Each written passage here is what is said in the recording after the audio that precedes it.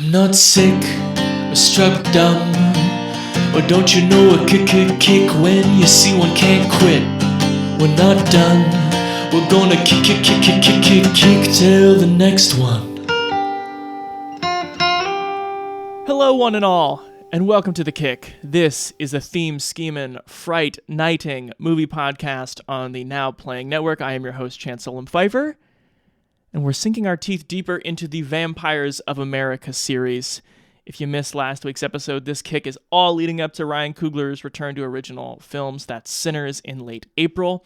In that vein, I wanted to cover a half dozen both classic and cult movies where vampires invade quintessentially American backdrops. And no backdrop is more quintessentially American, at least in a strict Hollywood sense, than a sleepy Reaganite suburb. So that's why we had to do 1985's Fright Night. It's a movie that asks not just what if a vampire moved in next door, but also what if the world's suavest vampire moved in next door, flirted with your mom, stole your girlfriend, and could only be taken down by a washed-up actor who'd played Van Helsing too many times. To discuss Fright Night, I'm so excited to welcome back the returning champion from our House 2 episode. She is a programmer at the historic Clinton Street Theater in Portland. Susan Tomorrow, welcome back. Hi, Jen. Glad to be here. Thanks so much for rejoining the show. Glad to be in the suburbs. Yeah, at least for 90 minutes on a film screen. I think this is a suitable follow-up to House 2 in some ways because it falls in the same kind of era, at least. We got some great practical effects going on, and it makes me want to ask, because I think you had a good video store story for your House 2 recollection, but do you remember the first time you saw Fright Night? Yeah, it was again one of the probably 10 most iconic VHS covers that are glued into my brain from childhood, along with House 2, The Hand and the Key. It's the Amy as the shark vampire with the house coming out of her mouth in Fright Night. Like every time I walked past that, I was just like, you can just kind of tell it's going to be the shit. You know, like when the painting, the background VHS painting looks like some sort of like Frank Frazetta horror movie thing, it's gonna be good. They put in with the branding, and it was a similar experience where it was just as soon as I could rent the tape, I did. I was probably around 12 or so. That's when I had like free video store, no restricted, cool employee access. Nice. Yeah. By which you mean the cool employees did not restrict you, or you were a 12-year-old employee? That's a good question. It was a tiny independent video store at the time. I lived in a tiny town in Idaho, and I would ditch class, go to this video store, and there was this awesome like feathered hair, plaid, the only lesbian in town lady working at the video store, and she just let me rent whatever I wanted. That was also the year I hit puberty, so I was like 5'8", and not as child looking, but yeah, she was just kind of checked out, half in a smoke break, half out. She was doing the Lord's work. Here you are. Really? Absolutely.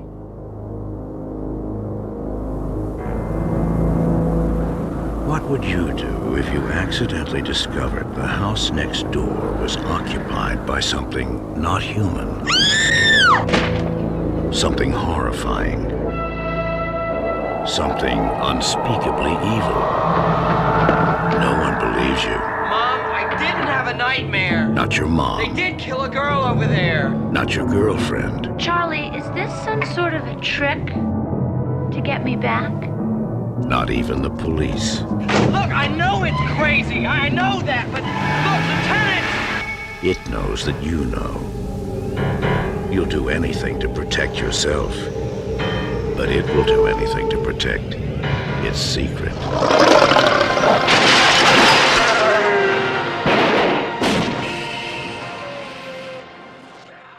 I don't want to be too prescriptive. This was the first time I had seen Fright Night, but I was not prepared for the movie to have like a 7-year itch level love affair with Chris Sarandon. Just the way the camera kind of deals with him over and over and over again. So is that fair? Is that a fair place to start with this movie? Oh, absolutely. Christopher Sarandon, easily baited for me. I think he's the dreamiest actor of all time, can seduce anyone while being a vampire or not. And I think he's flawless in this movie. And I really love that he was chosen and they kind of let him do whatever he wanted. Tom Holland let him add like the suaveness of the vampire because the original character was supposed to be a lot more brutal. Yeah. And I love that it harkens back to, the original Universal Monsters where he's hypnotic for a reason. It's like people might not find Bela Lugosi super horny nowadays, but the eye contact in the club scene, the way that he portrays, there's never been a colder motherfucker than Christopher Sarandon at Fright Night. Like, it is flawless confidence all the way through. For context, I guess I should say he plays a vampire named Jerry Dandridge. We never know the vampire to have any other name than Jerry Dandridge, which is a little funny, but moves in next door to a teenager named Charlie, played by William Ragsdale, and he is the child to a single mom, and he has a girlfriend named Amy, played by Amanda Bearse, and they're sort of like on the edge, Charlie and Amy, of like, oh, should we like take our relationship more serious, more physical? And almost immediately, Charlie gets distracted by what he thinks is a coffin moving in next door that turns out to be Jerry Dandridge and his familiar Billy Cole, played by Jonathan Stark, of House 2 fame. We're gonna talk about this again in a second. But coming back to Sarandon, is it? I mean, there's so many places we could go with it, because there are like acting things he does where he's just like perfect posture. He's unblinking for a long time and then he blinks a whole bunch, which is very scary to me. Just like little things like that. Or just like the way, the thing in a movie where like the camera has its comfort character. The camera itself is like more interested in this person than it is in anyone else in the movie. There's like a scene where he comes over and let the right one in. Charlie's mom lets the wrong one in. And he's like sitting in this chair with an empty Bloody Mary, and the camera like starts at the tip of his gray leather boot and just like combs up his body. So I don't know, like, is it the visual portrayal of him? What do you think? What's he doing here?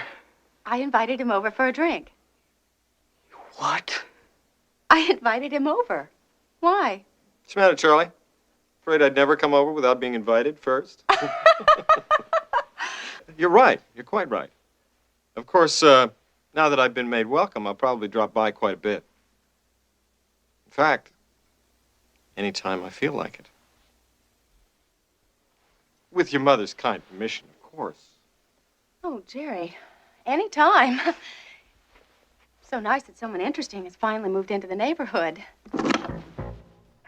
I think it's a combination of both. I think that he's just so masterful in his like subtle acting techniques. Like during the movie, he could clench his jaw and it throws a whole set of emotions. Yeah. And the way he does it, and it's such contrast to the incredible like monstrous practical effects that it's right. Like you're so drawn. It has both, which I think a lot of vampire movies miss. Is either like a total bone out sex man or he's like a shriveled Dracula.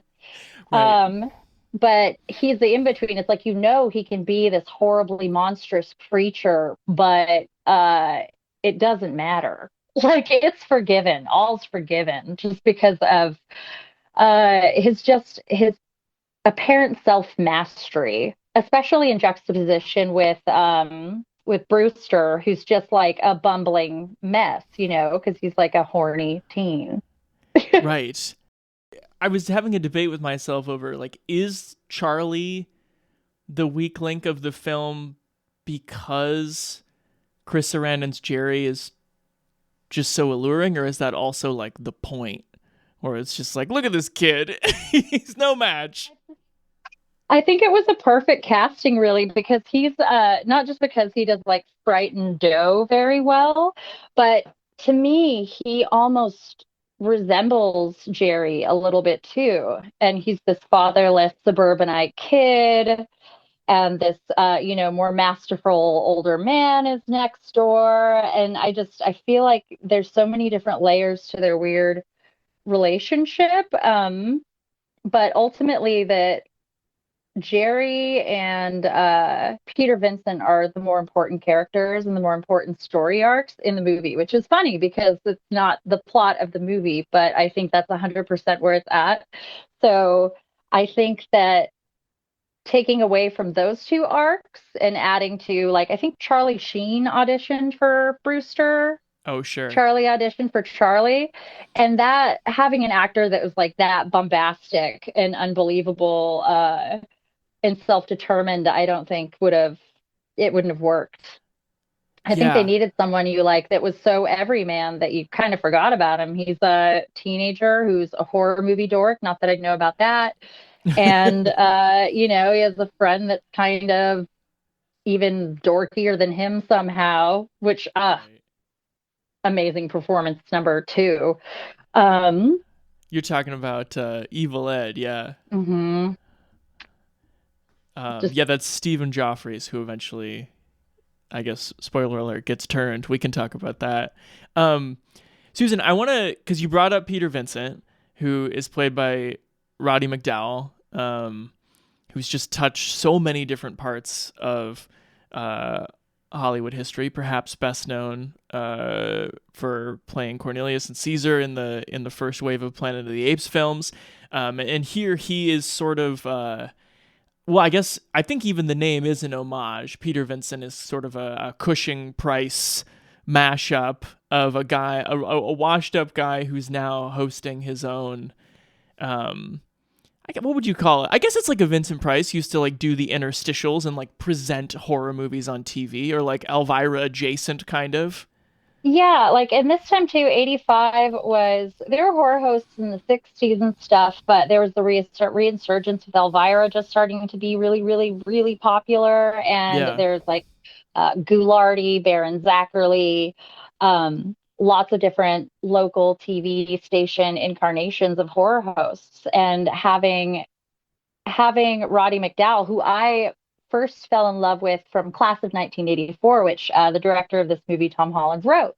Yep. Which is my favorite punk movie of all time. And Roddy McDowall has this, he almost seems like you could sneeze and it would blow him over. He's like a dandelion man. But he's so good, and his arc throughout this movie it's so genuine and wholesome. That I think is one of the biggest plot point or important things about this movie is like it's about a kid who's in love with all of these Hammer horror films, all of these Universal monster films, written and directed by that guy. Right. Yeah, and I think that's why it works, because it shows through all of the movie. And it's definitely, I'd say, a horror comedy, whereas most things that people call horror comedies are comedy horrors. It's like banana peel first, but there's so many, not even totally due to the amazing effects, but there's so many different parts of this film that are genuinely upsetting and scary and like heartbreaking. I would totally agree. And that's kind of what I was struck by, because I like threw it on and I was like, oh, this must have, in 1985, this must have been targeted at like 13-year-olds. But then watching it, you've got scenes like Evil Ed's like death scene is excruciating. Like, it's horrible. He has a banister or a table leg shoved through him as he like slowly transforms back into a boy. And the whole reason he agreed to transform into a vampire in the first place is because he's just been bullied so much. He's grasping at the one chance of power that he's ever had. Right. It's gnarly. It is really, yes, like visually and thematically gnarly, because there's the scene where Jerry is like stalking Evil Ed, and having never seen it, I was like, oh, well, this is going to be like a cheap jump scare where he's like walking through this like smoky alley and he finally learns like, yeah, you should be scared. And I actually don't think there are any cheap jump scares in this entire movie, and quite the opposite. Jerry like walks him down and is like, you don't want to be bullied anymore, do you, buddy? And like totally like appeals to his alienation and then gives him the bite. I was like, this is giving me feelings. You don't have to be afraid of me. I know what it's like being different. Only they won't pick on you anymore. Or beat you up. I'll see to that.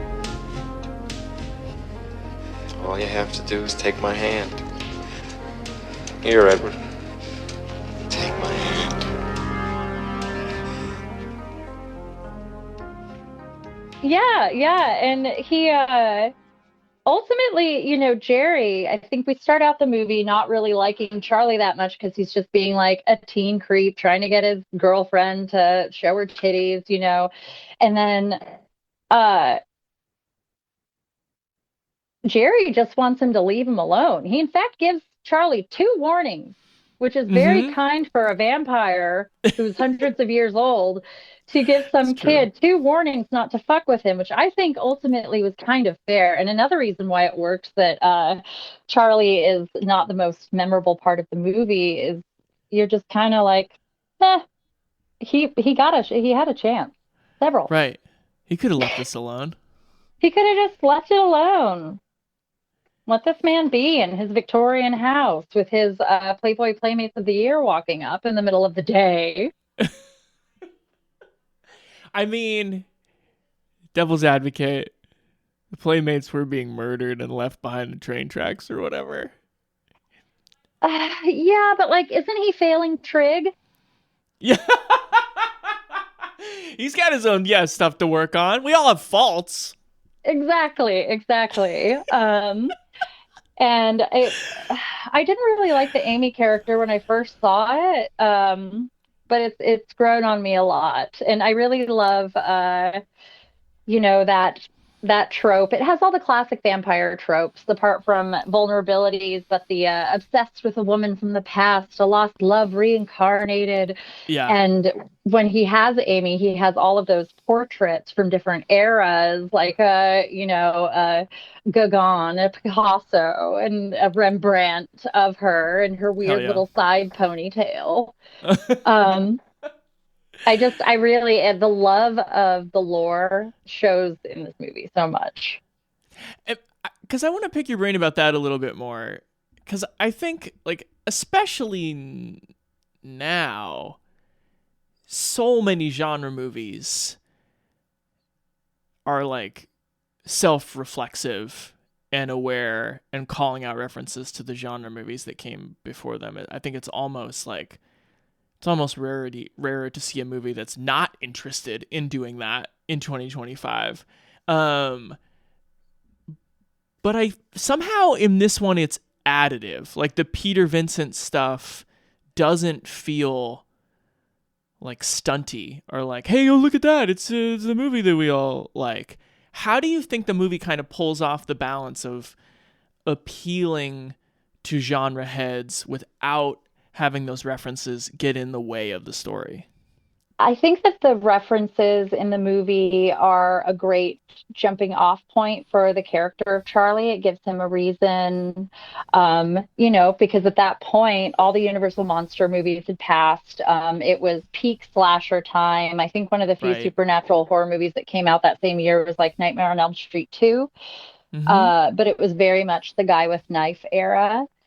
And I think that it was able to reference all of those old things, hammer all of that without being passé, because it had been a little bit of a minute in time. And I think that gap helped play on the nostalgia too for people wanting something like that.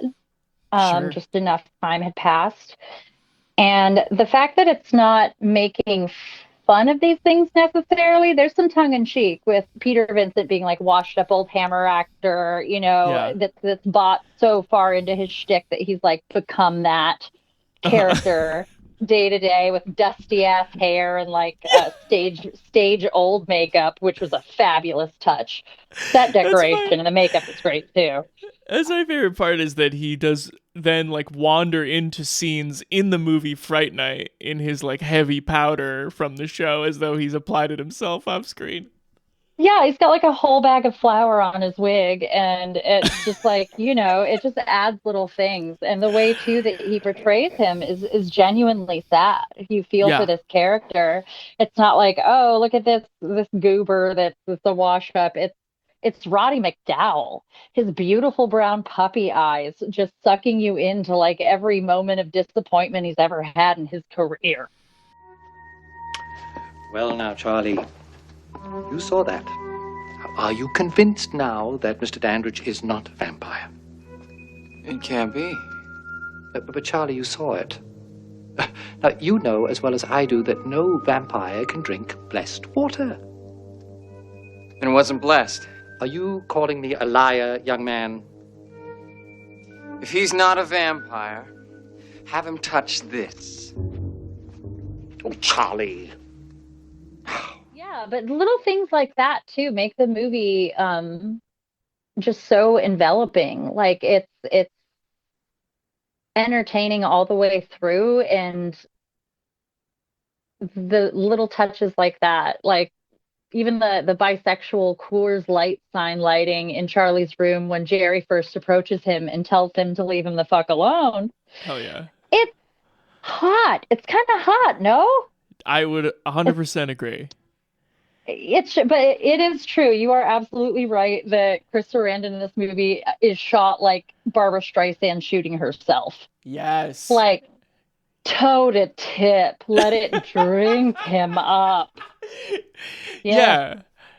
And there have already been like 3 examples of, I think we've already had the boot Bloody Mary shot. We've already had the club scene, and then they all get into his house for the first time, and he comes down the stairs with the stained glass behind him, and he's like, "Oh, he's Jesus as well. Okay, I'm down with all this." Yeah, he has it all for you. And the club scene too. I love an 80s club scene. I also love that this club is in a seemingly kind of small suburban area, club radio. Yeah. And it's fucking popping. Right. And that whole scene is great too. The music's fabulous, but the seduction of Christopher Sarandon by a look, a jaw tension, showing one of his beautiful, like boxy white teeth. Yo. It's pretty flawless, and it's always kind of gross to think about old guy and someone pretending to be a teenager kind of a thing. But I think it's less egregious in this than a lot of movies. Have you ever wanted to like ski amongst someone's clavicle or eat like a tiny amount of cereal out of their clavicle? Like, it is so hot. There's so many different feelings in that scene. There's sorrow. It's extremely horny. You also feel weird because it's Amy. And I love that Amy's hairstyle throughout the film reflects her level of horniness for Christopher Sarandon's character, Jerry. That's perfect. It's so totally true. She loses the weird little one ribbon at the beginning. The Nathaniel Hawthorne ribbon of innocence is like so quickly dispensed with, and then the hair just gets more and more blown out. It's great. Yeah, it turns out when you lose your vampire virginity, you get a large perm as well, and a set of Dracula boobs, which that's where I love that it's a horror comedy, not a comedy horror, because even though that's objectively hilarious, the fact that she grows not only like a shark mouth, but bigger, pointier boobs, that is such a secondary thing to how upsetting it is. Like every joke is an afterthought to the upsetting feeling versus the other way around. The vampires in this movie, if we can get high-minded for a second. Yeah. Are they monsters alone or also metaphors, do you think? Paranoia of infiltration, of the communists, of the gays, of candy in your razor blades in your Halloween candy. Yeah. Yep. It's looking for a new boogeyman. It's that time. In terms of classic vampire lore references in this movie, Susan, do you feel too many, too few, or the right amount? That's another perfect thing that this movie gets. You have all the classics that you need: holy water, crosses, garlic, stakes. Of course, these things won't work unless you're a believer. I Yep. love that they specify in the movie. But in the movie, it's presented more as they gain power. The crosses gain power when the characters gain belief in themselves, not any particular religious doctrine, which I thought was pretty fun and nice. It's like you give the object power versus the object gives you power.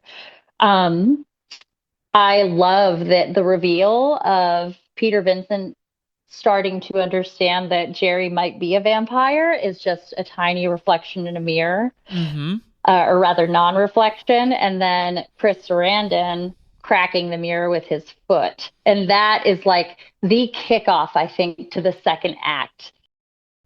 I think it's a fun counterpart to your House 2 choice from the last time we talked, because I think, like Ethan Wiley, who was a writer until he directed that film, Tom Holland had been a writer of Class of '84 and Psycho 2 and The Beast Within. Like, he had his horror movie screenwriting chops, and I think, like, even if, I don't know, Wes Craven might have a little more command with a camera in 1985, you really have a good sense of, like, this is someone who's thought about screenwriting minutia a lot and is gonna make all the little things pop. Absolutely. And I think that him being kind of new-ish allowed him to have the freedom of not being watched. Like, no one expected him to make a lot of money. Yeah. So Columbia didn't pay that much attention into going in and fucking up his movie to take out those special nuances, to make it more palatable, to make it more, appealing to test audiences. It's really amazing to see what kind of Hollywood movie a director can make that is, a monster movie fan for their whole life, been in the industry, without it getting completely crushed by the production system. And I think it made on like a $9 million budget, something like close to 30 million. Yeah, you're right. So it's just, it's one of the few, I think, horror movies of the 80s that I think of as an art piece. Because it wasn't fucked with, it wasn't pre-franchised, it didn't have a lot of studio interference, so it really was the director's vision, which is extremely rare. Yes. And, it's financially successful enough to spawn sequels. $30 million in 1985 is like 70 now. So we're talking like, I don't know, a movie like Smile. It would be a horror hit of the year in terms of the amount of people it reached. Have you explored the Fright Night sequels at all, Susan? I watched the sequel when I was younger, but I remember not liking it and not finishing it and not watching it again. And I know that Tom Holland didn't sign on to it because it was so successful, the first one. Yeah.